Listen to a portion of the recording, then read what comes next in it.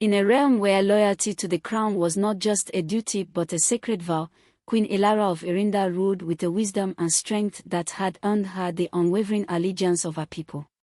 Her life had been a series of calculated decisions, each made to secure the prosperity and safety of her kingdom. But one fateful choice would test her resolve and alter the course of Eryndor forever. It began on the eve of the Great Alliance Summit, a gathering of rulers from neighboring territories. Eryndor's peace depended on a marriage alliance with King Darius of Colistria, a union that would combine their armies against a growing enemy to the south.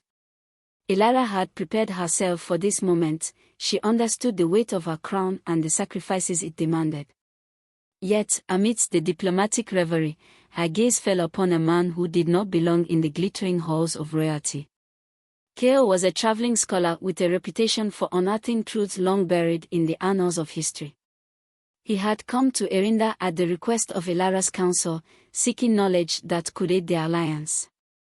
Tall and unassuming, with ink-stained hands and eyes that seemed to see through the veils of courtly pretense, Kale was unlike anyone Elara had ever encountered.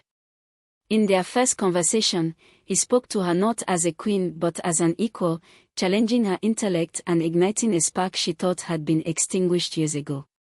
Over weeks of clandestine meetings, their bond deepened. Kale's insights into the histories of Eryndor and Colistria revealed more than strategies for war. They unveiled the humanity that had been buried beneath Elara's royal duties. He questioned the necessity of alliances forged through coercion and sacrifice, planting seeds of doubt in her mind about the path she had committed to. For the first time, Elara saw her kingdom not as a machine of power but as a collection of lives, each deserving of dignity and freedom. The night before her wedding to King Darius, Elara made a decision that would ripple through the annals of history. She abdicated her throne, leaving behind a letter to her council explaining her choice. "I cannot bind myself to a union devoid of love, nor can I lead a kingdom when my heart no longer aligns with its demands. The crown is a burden I am no longer fit to bear." Together, Elara and Kale fled Eryndor under the cover of darkness, seeking a life where their love could flourish free from the constraints of royal obligation. But the world outside the palace walls was far from forgiving.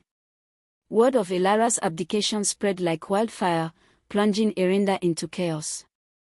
The council scrambled to maintain order, while King Darius, enraged by the betrayal, declared war on Eryndor for breaking their agreement.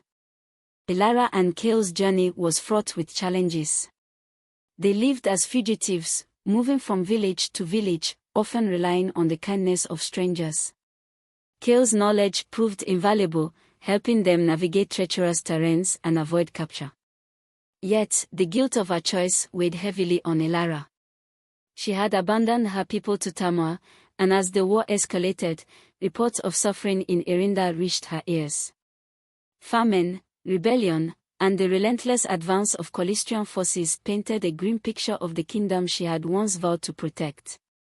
One fateful day, as they sheltered in the ruins of an old fortress, Elara made a choice. She would not allow her love for Kale to become the catalyst for Eryndor's destruction. With Kale's support, she began rallying the people who had been displaced by the war. Her presence inspired hope, reminding the people of the queen who had once fought for their welfare. Together, Elara and Kale organized the resistance, blending Kale's strategic brilliance with Elara's ability to unite and lead. The resistance's efforts culminated in a decisive battle at the border of Eryndor. Elara faced King Darius on the battlefield, not as a queen but as a leader of the people. The confrontation was fierce, and though the resistance was outnumbered, their determination turned the tide.